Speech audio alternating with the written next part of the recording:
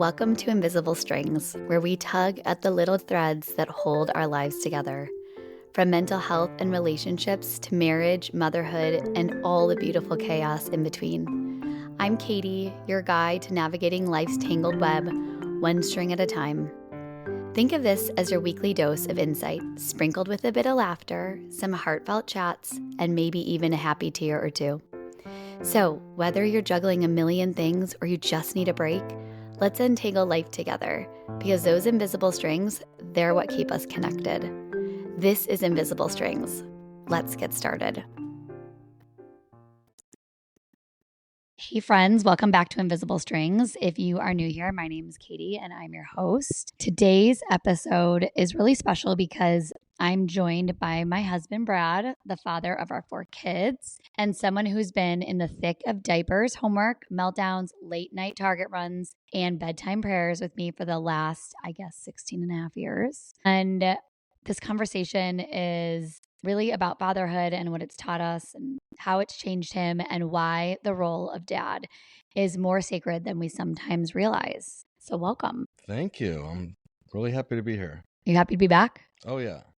What are you most excited about? We say, all the high fives I get. Everyone listens to it. Did you get a lot of high fives last time? Oh, yeah. That was a really good one last time. I really loved that. How was Father's Day for you last weekend?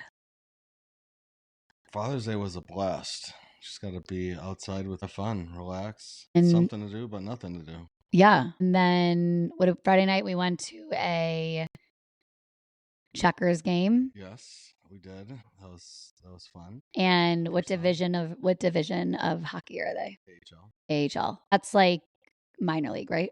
Yes, ma'am. Okay. And why did we go and see the checkers game on Friday night? Because I thought it would be fun for the whole family. Yeah. Okay. And I didn't know it was going to go into 2 overtimes.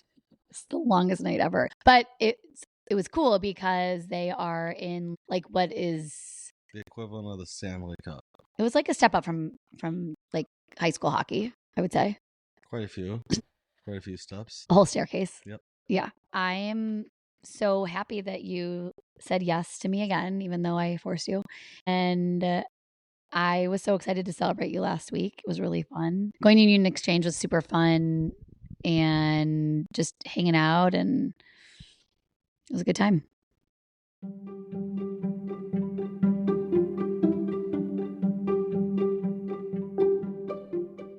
Do you remember when we found out we were pregnant with Olivia? I do. I remember being shocked, even though we were trying, and nervous. It was just like, wait, what does this really mean? Just all the responsibilities flooding through your head of like what it's going to look like for the rest of your life, which I wanted, but was coming to a reality. So it was very joyful, but like, I guess deep inside, like nerve-wracking. Yeah. And I remember getting a pregnancy test and taking it and it coming up positive like very quickly. And I was like, oh my gosh, it's positive. And you were so excited. Yeah. And you had to take like 20 more tests just to make sure it was still positive. I'm like, okay. I think you're really pregnant. I think we're good on pregnancy tests. And I wouldn't at that point, because like baby number 1, like I'm not going to buy the dollar store pregnancy tests. I'm buying the $25 pregnancy tests. Yeah, I remember that. Because I came home, I think that night, I went out and I bought like the generic like 3-pack, and then you went back to the store and bought one expensive one that digitally told you you're pregnant. I remember being so excited, and then like 2 days later I was like, oh my gosh, there's like a human growing inside of me. What? And we waited till 20 weeks to find out what we were having. And remember, we thought the whole time we're just gonna have boys. We're like just gonna have boys, and we were so excited about it. It was totally fine. And because you came from 3 boys, and then your dad came from 5 boys, and there just wasn't very many girls in the family. So we were just like, okay, it's gonna be a boy. Great. So 20 weeks rolls around and we get to the doctor's appointment, and she looks at everything and she's like, baby's really healthy, looks great, measurements. And then they said, do you want to know the gender? And we were like, yes. I'm like waiting. looking at the screen. Where is the penis? Like just waiting for it. And I'm not seeing it. And I'm like, all right, I guess I don't really know what I'm looking for. And she was like, you're having a girl. And I was like, what? I know. We were both shocked. We were so excited. Yeah. Because I would be happy with anything that was healthy. But I had secretly prayed for a little girl. Just one. Can I just have one? Just one little girl. And I think my favorite part of having babies every single time we had a baby was seeing you get to hold that baby for the first time. Yeah. Wish I could do it again. I know. Sorry. I made him get a vasectomy after number 4. But that was that. Like, what was that experience like for you? Like labor and delivery? Obviously, the nerves of everything at that point are like, this is actually happening, even though you can clearly see from the size of your stomach, you have a baby in there. It is happening, but like once that baby comes out, it's like, or you're in the hospital, like, oh, this is happening today. And I was so nervous. Like, I think it got better every time, but that first time, the doctor looked over at me and said, can you please sit down? We don't need another patient. She's like, you're not the right color. You're like white. Have you eaten anything today? I'm like, I don't know. So I sat down and held your hand. And yeah. But the funniest part, you guys, is that I wasn't even like doing anything yet. Like they had just checked me. They're like, okay, you're 10 centimeters. And they're like, let's do some practice pushing. But I mean, it was not for like another 2.5 hours till Olivia came out. So just the idea of practice pushing, Brad was like, what is happening right now? And he did turn sheet white. And then I remember when she came out, the doctor asked me, do I want to make the belly button? And I'm like, no, I don't want to mess that up.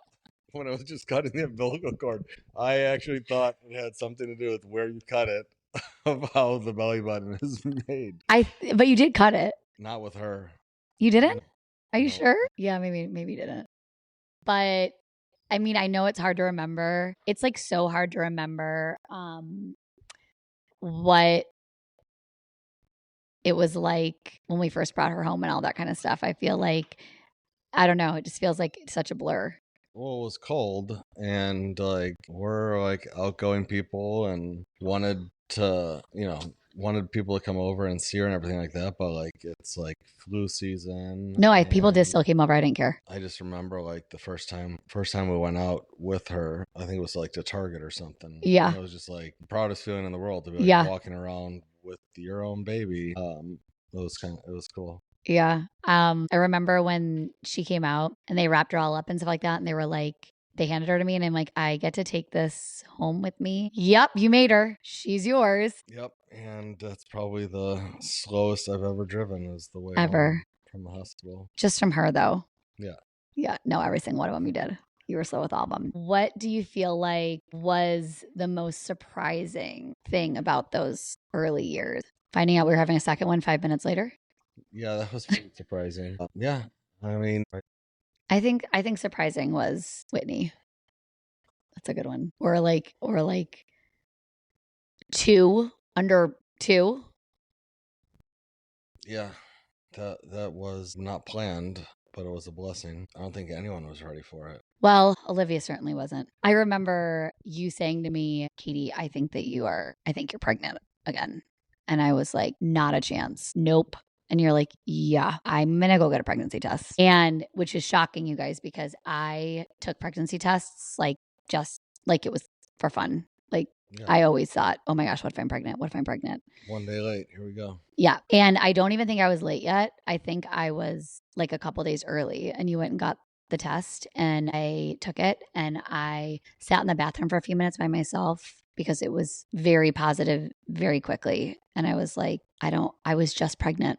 I just had a baby. How am I pregnant again? I don't understand. And Brad is standing at the door, like knocking. What is it? What is it? Is it positive? Is it positive? Like so excited. And I was like, I'm going to throw up.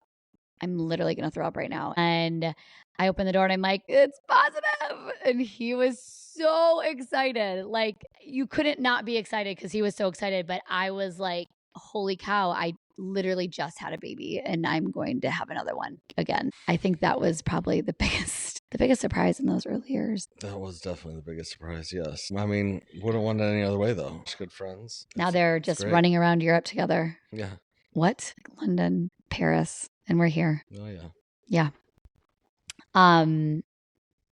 They are so lucky to have each other. God's plans are so much better than our plans ever could be. It probably would have taken me a long time to get pregnant again.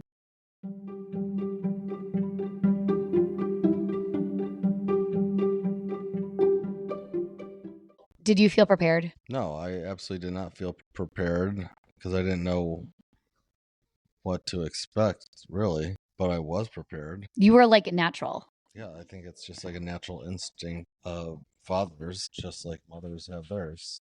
I don't think that it not necessarily comes naturally for everybody, but go on, Luna. But it definitely came naturally for you. Like I said, like it wasn't even. Did you feel like you were gonna break her, or I just felt like the minute they put Olivia in your arms, you were just like, it was just so incredibly natural for you. You were always so good with kids. Yeah, it was easy. She was ours. Still, if someone hands me their baby today and lets me hold it, I feel like I'm more nervous because it's not my kid. Yeah. And with all of our kids, it was like they were part of your own body, and they just like Yeah. melted in, and it was natural. And I didn't feel, I felt as prepared as I could feel, but nothing can really prepare you, I don't think. no, I mean, not the first one. You can read a book about what to do and how to do it, but add that with all the emotions that you're going through, and it's totally different. And I think I felt like right away, like, I don't want to mess this up. Yeah, I still say that every day. I don't want to mess this up. It's like we continue to refine it all the time. Right. And then you're like, okay, well, you're definitely going to go to therapy for that. So sorry. Well, mess today up. Well, really sorry. But all we can do is apologize and try to be better. But just being like totally aware of how unprepared I think we still are. Oh, yeah. I mean, got college in 2 years. Are we prepared for that? No, but we'll tackle it when we get there. What were your favorites? What was your favorite stages of like the toddler years with the girls? I enjoyed all the stages. Liked when they were playing with dolls. I liked when they were talking about pronouncing words funny. What were some of the words? William said, "Mommy, I keep you forever." Do I make you happy? Do I make you happy? That was probably the best one. Oh gosh, Whitney's voice was so cute. She had the best voice. I mean, they all did. I remember when we had Olivia and Whitney, we decided, all right, we want a third. Have a third baby. And you're like, great, let's do it. And we got pregnant with William pretty quickly. And I remember again going to the 20-week ultrasound, and again, baby's healthy, everything looks great. And do you want to know what you're having? Yes. And at this point, I think you thought we were just going to have girls. Now, like, we're just having girls. This is it. She said, "You're having a boy," and your face went white. But you were smiling. But I was so excited because I was like, okay, we don't have a boy yet. This is going to be amazing. But I feel like your feeling of having a boy right away was scared. Yeah, totally different game. Yeah, my mind was like, all right, 2 girls. We're going to have another girl. This has been so fun. I'm a great girl dad. This is perfect. Let's go have another one. And we'll just have like 3 girls. And just, that was, yeah, super surprising. And then just, all the fears of like, okay, now a boy's going to come. And that's like a whole nother set of fears. Boys do different stuff and more rambunctious, and they can be crazy. Remembering myself as a boy, and I'm like, oh my gosh, this is going to be a whole nother experience. And it has been. But when I asked you when we got home that day, I was like, what's wrong? And you're like, I do not want to mess up this little boy. Yeah, no, I think girls try to be like their mom and boys try to be like their dad. Like anytime you ask a kid in like grade school, who's your hero? 50% of them are like my mom or my dad. Yeah.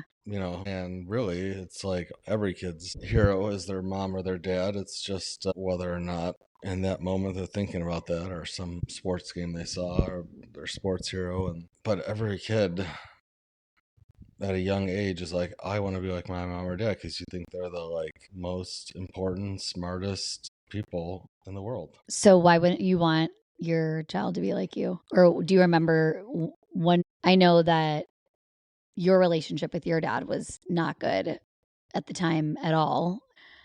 Um, I think that you were going to therapy at that time to deal with that kind of all that stuff with your childhood and stuff like that. So I think that you also felt nervous that you were going to, mess up your sons the way that your dad hurt you.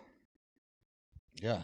I mean, that was a huge fear because, growing up, all I wanted to do is be like my dad, do what he was doing. And, there were good things, but then just a bunch of other stuff that was, I don't want to be like that. And I feel like just have been raised by him. I have the tendency to do those things. So I'm like, that's like, find out you're having a boy, you're like, this has to work now. I have to be perfect, which never happens. But, over time, you just learn that it's not about being perfect, but it's about being present, asking for forgiveness when you do something wrong, sitting down and, like, actually explaining to them, not just saying, I'm sorry for doing this, but like actually have a conversation with them. This is what I did wasn't okay. I shouldn't have yelled at you like that. It's not an excuse, but I had already had this in my head, and it was just the tip of the iceberg for me, and it's not okay. But I just want you to know that I'm sorry that came out, which I never got. So I didn't know anything about that when we were having William. So my fear was like, I have to be perfect, knowing that's impossible. Yeah, we really had to learn as we were going, but I can understand that fear really because like also how am I not going to do that? How am I not going to act that way? Am I going to act that way? Am I not? Like how do I change it or fix it? Or there was always so many questions. And what I think we discovered really was that parenting in general is kind of, you can read 100,000 books, but you really got to go with your gut. And I feel like we always had God, but we didn't understand him, and we didn't understand how important he was until like the last couple of years. And so I think just being a parent is hard.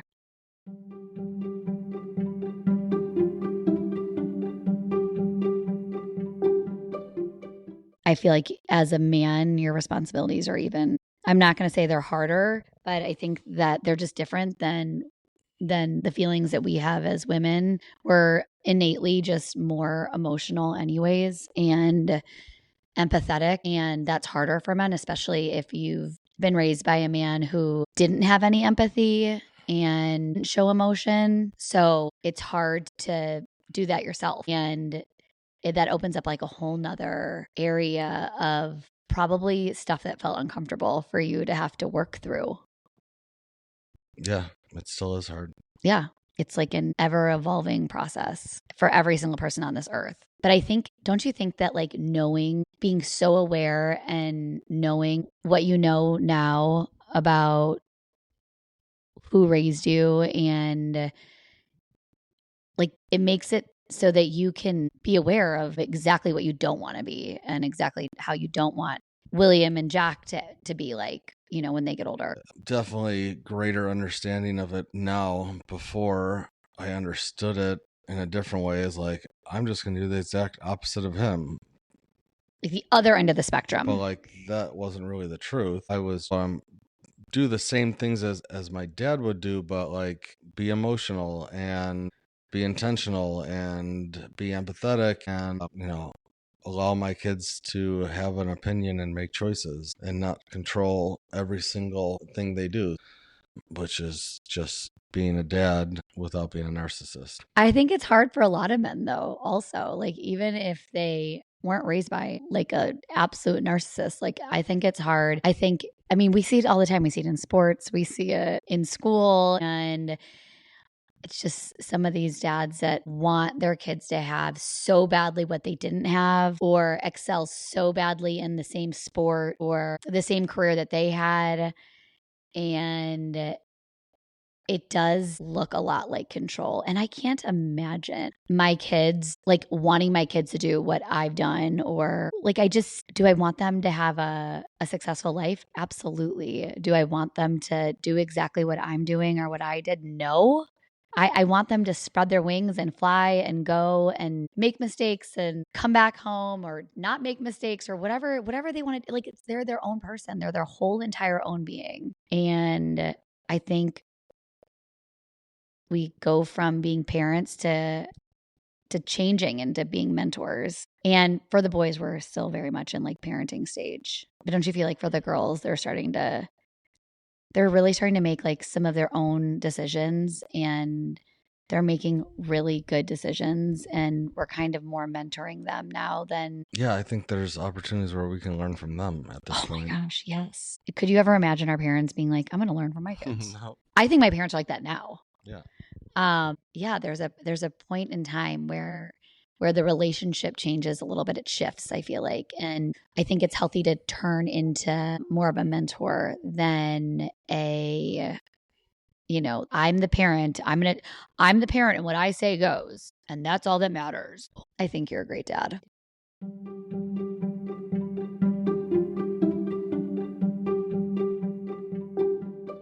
Okay, so we wait another 2 years and we're like, okay, let's have our fourth. And I think at one point I was like, can we just adopt? And then like, can that be our fourth? And you're like, no, we need to have 4 and then we can adopt. And I was like, okay, fine. And Jack, again, we wanted him and he came, and he was so special. I think that I knew he would be the last baby I would carry, and the last baby that we would make. And I remember this baby, we found out that he was a boy over the phone, because I was going to be 35 when I gave birth. So they're like, you're geriatric, so you need to do all the testing to make sure the child is okay. And I'm like, well, regardless of what the testing says, I'm not going to do anything about it either way. But okay, can I find out the gender earlier? They're like, yeah. I was like, cool, let's do it. And testing came back fine. And they're like, you went out of town that day. And you're like, call me the minute they call you. And they're like, what do you have at home right now? And I'm like, 2 girls and a boy. She goes, okay. Or even in the playing field, I'm like, oh my gosh, are you serious? We're going to have another boy? I was so excited. And when I called you, you're like, is it a boy? I'm like, it's a boy. Because we were just like, okay, we have 2 girls that are so close in age. We really, again, like, as long as this baby's healthy, we don't care. But we were so excited. Yeah, that was perfect. And it was also like Olivia was like 8, Whitney was 7. And it was fun for them, even though a young age, being girls. It was fun to have them be older and have a little brother. Yeah. And I mean, when William was born, the girls were like absolutely in love. Whitney had just turned 3, and Olivia was 4. And when William came, that was their baby. I mean, that was their baby. But then when Jack came, holy cow. Oh my gosh. They were obsessed. Mini moms. Yes. And William used to wear the baby, and had a baby doll in it when I had Jack in mine. And he was also obsessed. Yep. A little bit jealous. I remember he was a little bit jealous because he was my guy. But Jack was the light of everybody's life when he came. He was the perfect guy to complete our family. Again, you know what? When William was born and you held him for the first time, you were so proud. I mean, you were so excited. And same with Jack. Seeing you with those boys was so different for me than with the girls. Even giving birth to the boys and like the nurses putting the babies on me felt different to me than it did with the girls. I love my girls so much. This love between a mom and their son is like intense, which is probably the same feeling that you felt when you had the girls. I really didn't want to share them with anybody. Like, I didn't want to share them with even you. The boys, when they came out, I didn't want anyone to touch them. And I just had this like instinct that was a little bit different than I had with the girls. I felt that with you too when you were holding those boys for the first time. Again, like that's my most favorite part of having a baby is like when you get to watch, because it's different with a guy. Like you don't get to experience childbirth or carrying the baby, but you get to like be right there alongside and you get to feel the baby and see the baby growing, and then you get to watch the baby come out. And it's, I don't know, it's so miraculous to me. I literally would do it again right now if I could. Me too. You loved being a dad of a newborn and a toddler, and you know our elementary school kids. I I was so it was so beautiful when you got to walk Olivia out on the field as a freshman for homecoming attendant. Mm-hmm. And you both looked so good. And I remember these boys, there's some, we're sitting right next to the student section, and I could hear some guys talking when they announced you guys and you walked down, and someone's like, "Who's that guy? Is that her boyfriend?" Someone's like, "That's her dad." And they're like, "Oh, he's big." So I feel like you're really thriving in the high school age right now. Oh yeah, it's fun. I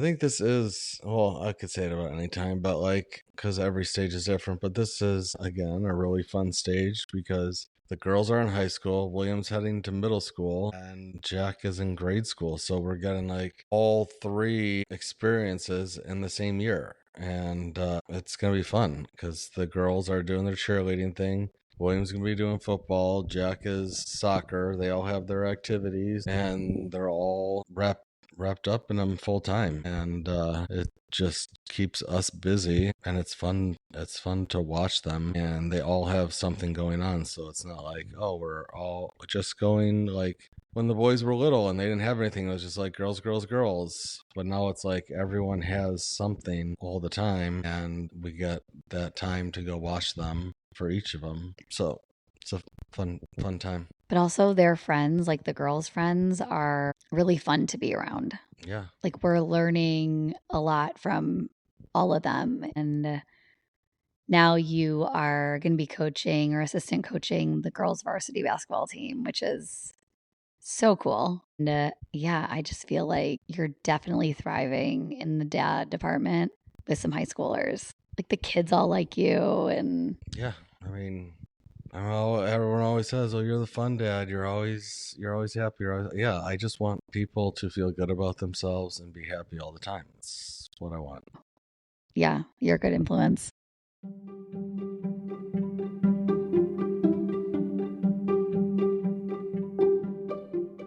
Which of our kids do you feel like is most like you? I'd say William. I just think like a lot of the way he acts and what he does and all that. He's sensitive. When he tries to be a funny guy, I was always trying to be, but like respectful Yeah. and like gentleman in school and Yeah. to other kids, and Caring.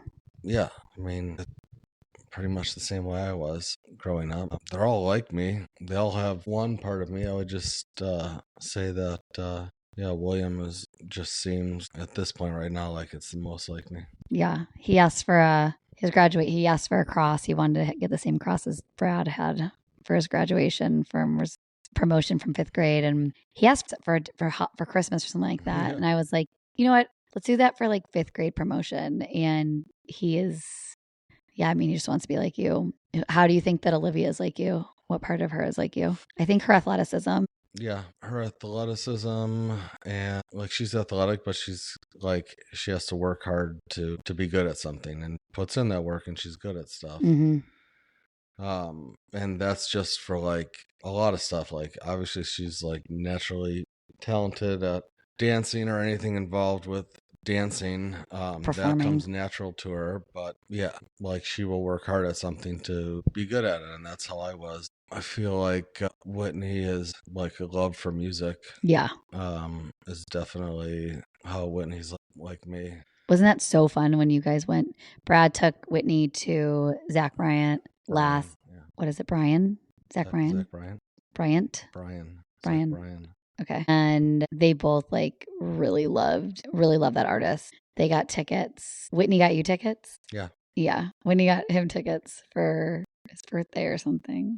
What was it for? Christmas? I think it was Father's Day because it was right before we went to Rhode Island, and then I found the tickets while we were on the road. Yeah. So he takes her and they go down to Atlanta, and he has like points and stuff from traveling. He ends up getting a hotel at the Ritz-Carlton, and she got the most amazing jean outfit with like bedazzled, and it was so pretty. Some cowboy boots, and he was like her little bodyguard, and you ended up getting tickets right there on the floor. Pit tickets, we got there as early as we could, and so we were probably 3 or 4 people back from the front, but really close. It looked amazing, and they had the best time doing all the things, meeting people and singing your hearts out, and I definitely agree with that. And then what about Jack? Jack's not like you at all. Well, I'm just kidding. Everything is a competition. Like he tries to win everything, but he doesn't care if he doesn't. Yeah, I don't care if I. You do. I don't. Yes, you do. I don't. You're doing it right now. You think I do? No, you do. You're right. You win. I know. And I'm gonna be honest. I always wanted to play soccer. Really? I did. That's all I wanted to play growing up. Are you serious? I thought I told you that. I don't think I knew that. My parents. I said a swear word to one of the neighbor's nannies, and she told my parents, and it was like, well, you can't do soccer now. Like that's right. You were signed up for it, and they just didn't want you to play anyways. Play soccer. Well, your son can play soccer, so he is so fun to watch, and he's always smiling. Means the child ever not smiling. No, he's always happy, always smiling. Loves hanging out with his friends, loves hanging out with his sisters and William, and he's down for a good time. Surfing, swimming, running, doesn't matter. Yeah. He's down. It's going to be so weird when the girls are gone and William's gone and it's just us with Jack. Okay. What is one thing you hope that each of our kids knows deep down because of the way that you fathered them? That I would do anything for them, no matter what the situation, and I'll always love them. That's 2 things, but yeah. And you always show that you love them, so they always know. They don't ever have to guess. People say that parenting teenagers is so hard, and I know that parenting teenagers can be really hard because I was a teenager and I was hard. And so far, Livy's about to be a junior and Whitney's about to be a sophomore. They have been really incredible to parent. Would you agree? Yes. I sometimes feel like they're like more mature than we are. Well, more mature than me, for sure.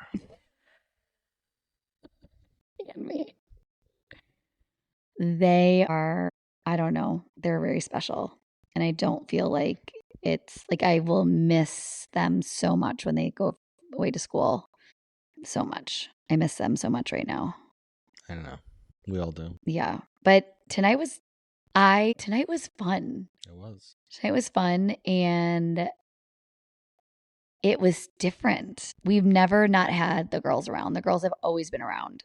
And I feel like everything really revolves around them because they're the oldest, I guess. And not everything. Like, obviously, the boys have their things too, but the girls are always around. And since they've been gone, like today, I picked up one of Jack's friends and he has an older sister who I love. And her name's Olivia also. And she is in 7th grade. And I was like, Cole, go get Olivia. See if she wants to come to the pool with us. Because it was just me and the boys. And I'm cool with being by myself and hanging out, but I'm just kind of like, I bet if Olivia's here, like, let's tell her to come. And so she came. We had so much fun. We had some like girl time together. And then we had already reached out to another one of Jack's friends and his older sister. And we're like, drop them off at the pool. We're here.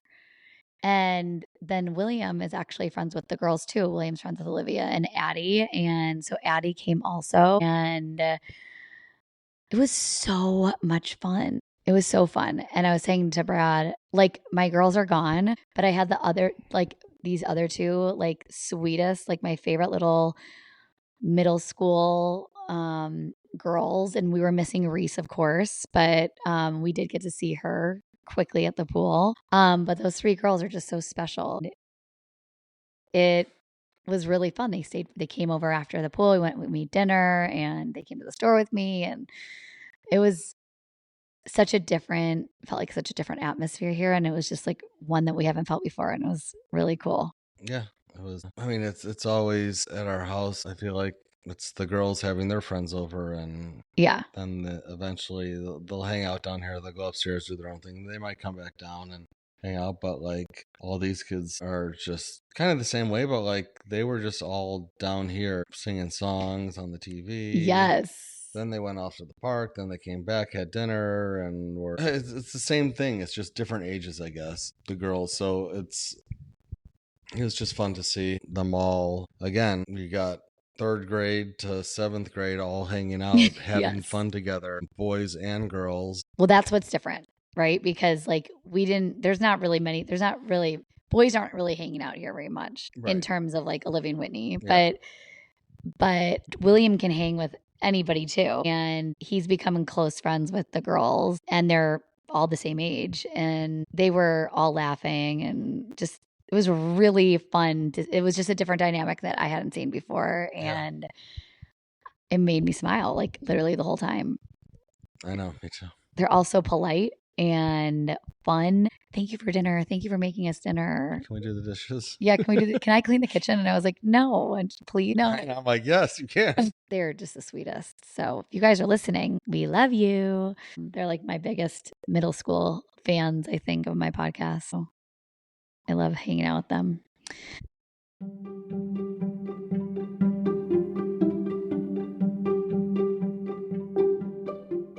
So we were talking before about our faith and God and how we've always had faith and we're both raised at church, but I don't think that my faith really meant anything to me until the last couple of years. And I think that probably the same for you, would you say?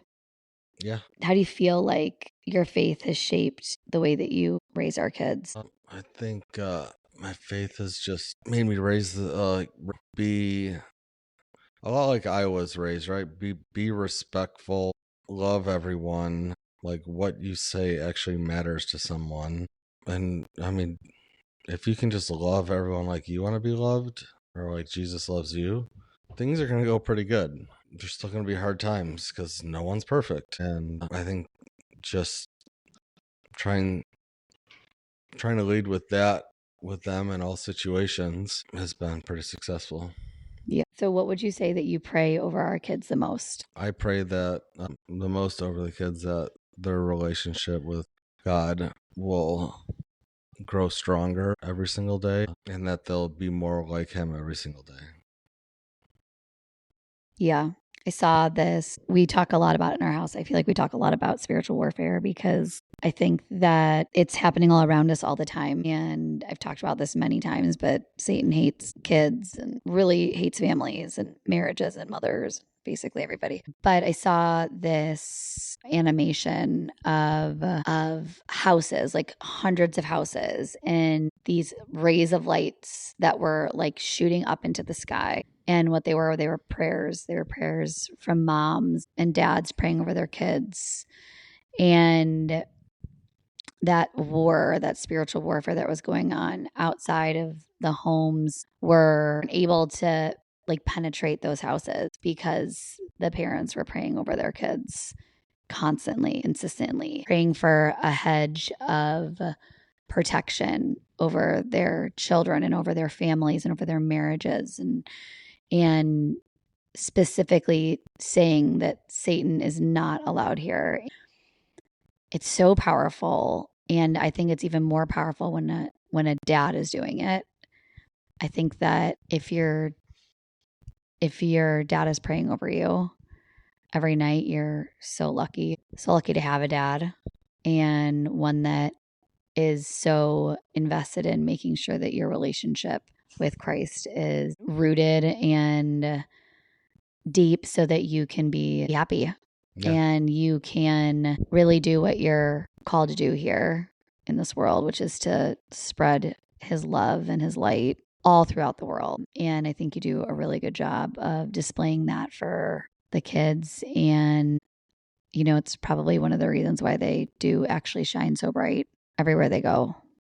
It's a confidence. And like, I don't feel like either of us had a lot of confidence growing up for whatever reason. We just maybe could be perceived as having confidence, but like truly in our souls, like I felt like I did not have very high confidence. I think that you do a really good job of leading by example. It's so hard to show humility, and I feel like you worked really hard on doing that. And like being like I was wrong. That's really hard to do. And just teaching our kids how to love Jesus really by example, more by example than by like lip service, you know, because I feel like that's how they learn the best.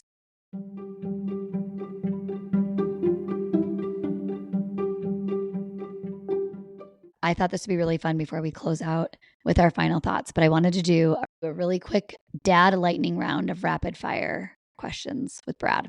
Are you down? I'm up for it. So funny. Okay. What's your go to dad meal when mom's not home? Pizza. Pizza. From where? Cianos. All right. Favorite kid snack you steal when no one's looking? Ice cream. Yep. What's your favorite flavor? Chocolate peanut butter. How many times have you actually watched a full kids movie without falling asleep? Enough times. Yeah. I feel like you're pretty good at that. What's your most used dad phrase? Money doesn't grow on trees. Ask your mom because I said so. None of those. Those are so lame. I don't. I would punch myself. Punch myself. I don't think you have one. Go to bed. That's yes. Did you brush your teeth? Yeah. Did you put on deodorant? Okay, if our kids had to describe your fashion style in one word, what would they say? Needs help. Homeless. What did you say? Needs help. Oh my gosh. Okay, what's the most dad thing you've ever done? Okay, what's your hidden talent that none of the kids appreciate enough? You guys, Brad is such a good singer. Can you give us a little Oklahoma? Nope. Do it right now. Please, just a little bit. Do it. Oklahoma every night, my honey pie and I sit alone and talk and watch a hawk making lazy circles in the sky. Makes me so happy. I'm so happy you're getting people to listen to your podcast off of making fun of me. That's actually good. Yeah. Perfect. What's your favorite thing about being married to me? That I made you a father. It's getting to raise a family together. Oh. Did you ever think that 25 years ago this would be our life? Here, I mean, it's what I always wanted is beautiful wife with 4 kids, maybe 5, and 6. no, I had never had it cross my mind that we wouldn't live in Illinois. I mean, or that we were just friends at the time. Right. Like the fact that we ended up becoming such good friends, getting married, having kids, moving to a completely brand new place that I had never even been to. I mean, relatively. Right. You had been here when you were 18 and came here for a wedding, visit my cousin, but really like never been to Waxhaw. No. Didn't even know Waxhaw existed. It's crazy. Okay. So what's one thing you would tell a new dad? Like you can't give him too much information. Maybe don't try to be perfect. Yeah, you can't mess up your kid in one day. Yeah, it takes a lot of days. What is something that surprised you in the best way about fatherhood? How much you love being a dad. Exciting. It's fun. It's hard. Challenging. Sometimes it's scary. Yeah. Yeah. Wow. Yeah, I love it. I guess you probably think the definition of a successful father is different now than it was when you first started out. Yeah, I thought a successful father starting out was just someone who made a bunch of money and paid for opportunities for their kids. Yeah, so much more. It's pretty exciting every day. I think the most exciting thing is just I'm amazed every single time I watch our kids do anything, whether it's dance or cheer or track or football or soccer, baseball, and just in total awe of like we made these people and now they're making a difference in the world. It blows my mind. My mind is so blown that the girls are in London and they're not even calling us. Isn't that the greatest thing ever, though? Yeah, we had just talked about that. I was really expecting them to be on the phone with you multiple times a day. Like, I just thought that was going to happen. I'm like, kind of hoping it didn't happen. Like, for them, like, you would love it if they'd call you all day and you would pick up the phone every single time. But, like, they are just full on embracing their time there with Mimi and Papa. And it's obvious by the amount of times they call and the limited amount of texts we get that and pictures that they are just fully present there with them, having and making the best memories they'll get to keep forever. Yeah.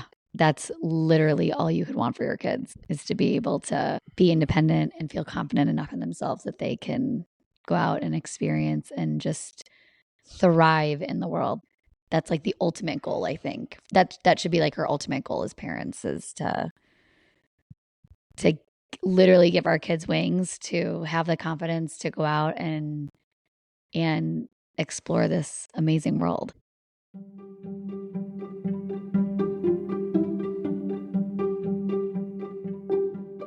So I am so thankful that you came back on and let me interview you and pick your brain about being a dad. So thank you for doing that. Thanks for having me and being a good picker. That's stupid. Be a good picker. You pick my brain. It's a dad joke. No. No, just a Brad joke. Yep. And we love you so much. And we're so lucky to have you. The kids are so lucky to have you as a dad. Really appreciate that. And I really appreciate that I'm the first guest that you've had on twice. So thank you for that. You're welcome. I'm going to have you on again at some point.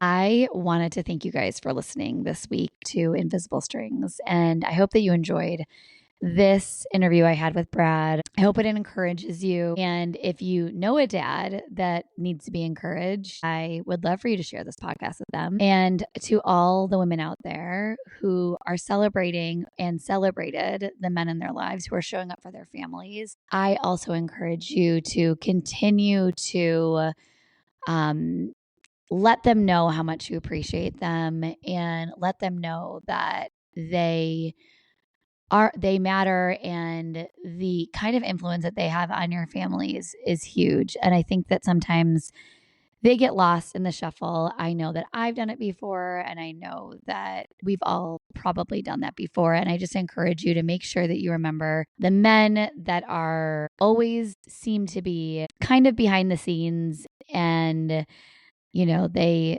catapult us into the spotlight. And I think it's important that they continue to feel encouraged and loved and not forgotten. So, to all the dads out there doing the work, staying soft in a hard world and loving their families well, we see you and we love you.